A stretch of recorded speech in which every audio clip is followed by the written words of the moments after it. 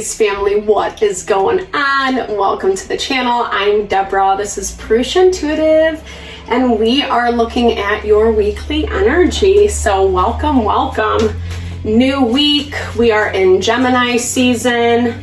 It really opens up a lot of opportunity for connection, networking, communication. The energy has still been a little rough, we're encountering things.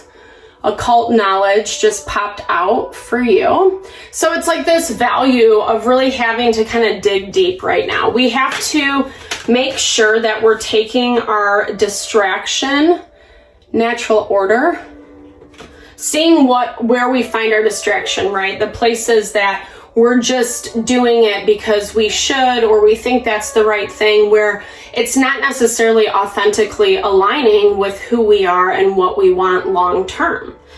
Ooh, I love this. Gemini popped out as well. So really great. So natural order, it's exploring the duality in things, shaking things up a little bit, not necessarily doing the same thing because you're going to get the same results, especially in areas that we're really looking to manifest something specific or, kind of change our vibe, our desire, etc.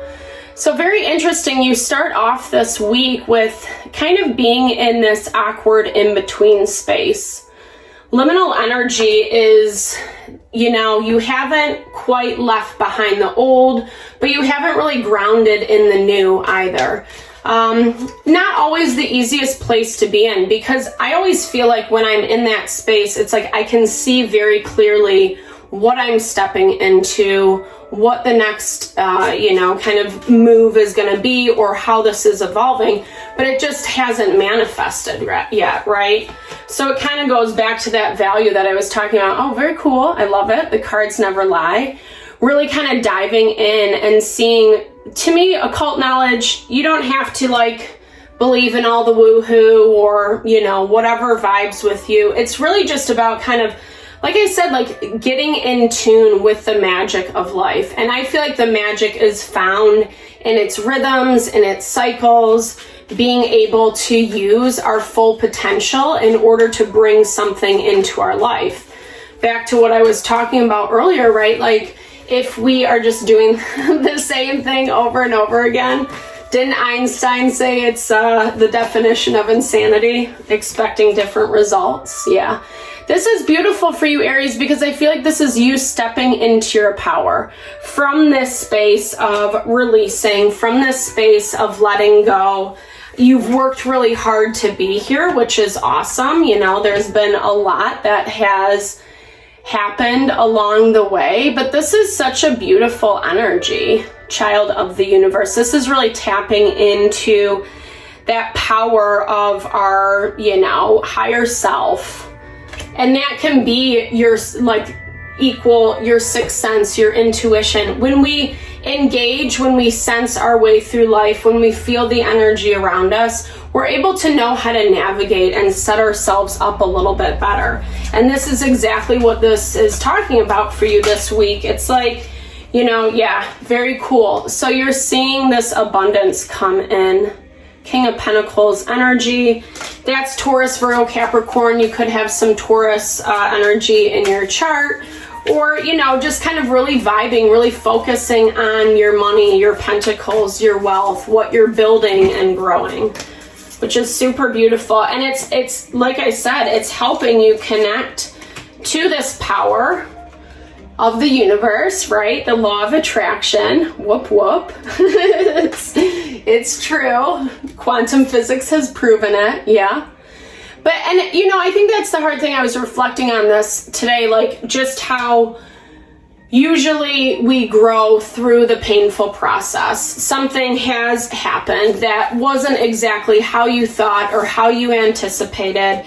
But I think that's, again, the magic of life. We have endless potential, creative power. We just have to tap into that to know how to get what we want. And this is a lot about looking at innate patterning, 444 on the clock, finding that grounding, that stability, through understanding the choices that you make that get you to that space. Not good, bad, right, or wrong, but it's just like having that level of self-reflection, you know, kind of seeing like, okay, well, where I'm at right now, is this kind of where my intention was, you know, when I started this project or moved or this career, etc. Because when we tap into that value, then we can refine it, right?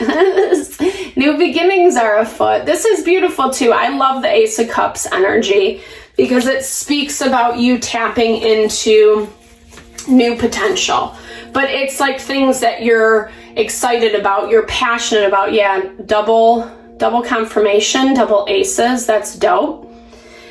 This is, you know, and what I like too is the Ten of Swords, Five of Cups, Ten of Swords. This also talks about endings, like bringing closure to a thing, to a situation, making your peace with what it was. That goes back to what I was just saying, why it's so important for you, Aries, to really tune in, because this is also about like pure potential.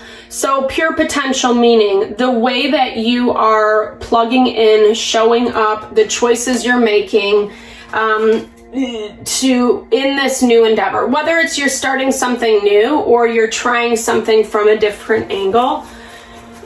Shake it up a little bit in terms of your approach.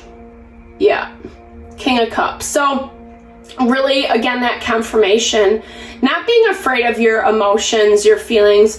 They really are guidance and direction. Like emotions get such a bad rap, you know, don't be emotional, you know, whatever, like it's better to be stoic. I don't know, like, you know, I think it's getting a little bit different with the younger generations. There's a little bit more acceptance. But I think for the most part, you know, we feel ashamed when we feel bad emotions around a situation, you know. This could be you dealing with someone really emotional, especially Two of Cups energy. It's partnership, it's limiting that partnership, not really wanting it to mess with you, I guess, but I feel like you're walking into this stronger. You're actually being smarter, wiser about your approach. You have all the right tools. I think it's also, you know, here's this, that concept of like, we can't always approach people how we want to. We gotta approach them how they need it. You know, that's what makes them more receptive. Especially when you're dealing with people who are, you know, more focused on their own success, their own achievements. Cancer energy with the Chariot. You know, this might be, I don't know, just someone who's more, like they're trying to make their stuff happen exactly how I've been saying for you. This is about someone who's really trying to make it work for their home, their family. They might be self-absorbed, depending on what your connection is with this person. It just feels like they're putting more priority on themselves, their endeavor, what they have going on.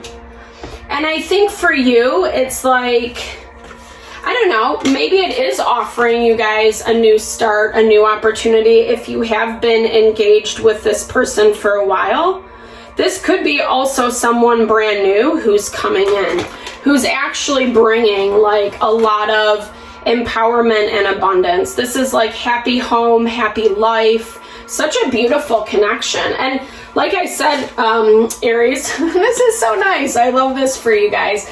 It's, you know, really coming from this place of you tapping into your own power, which I find so inspiring, right? Like, I think, I don't know, I really believe that we don't use enough of our potential, our capacity. Like, the brain is amazing, you know?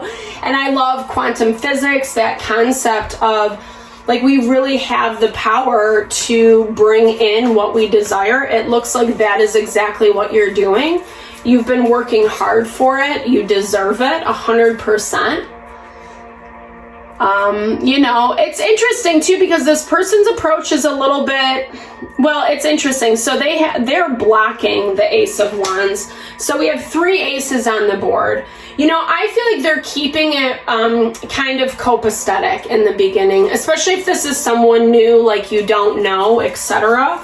Because it feels very much like they want to feel things out first. Remember, they have their, best interest at heart. It's no shade to you because there is a lot of powerful, beautiful, nurturing energy coming in as well. Cancer also governs the 4th house, which is home, mama love. It's the moon, really kind of that element of safety and security in our life. So I like what they're bringing towards you. Interesting. Okay, so blocked energy. Anima. Knight of Wands. So just make sure you're not pushing things ahead too quickly is what I'm hearing. I feel like, because there still is this element of not listening to your instincts, not listening to your intuition. We have the King and Queen of Cups on the board, but the Queen of Cups is being blocked, right? So she is more of that feminine principle that I just talked about. Mama love, she is like the embodiment of that, of Venus energy. It's very sensual. It's also very intuitive. And I feel like whether it's you're working with this person or there is a little bit of disconnect on perspective, opinion, etc. I don't know. It basically says it's blocking this abundance. So be really conscious of this week, Aries. Like, I think that you are growing in your own power. You're dealing with someone who's working on that for themselves as well. But like I said, there's a little bit of a disconnect, hence why this Ace of Wands energy is being blocked. There's a little bit of disconnect on approach, on how things should unfold. And that's why Spirit keeps asking you to be a little bit more intentional, intuitive about the choices that you're making.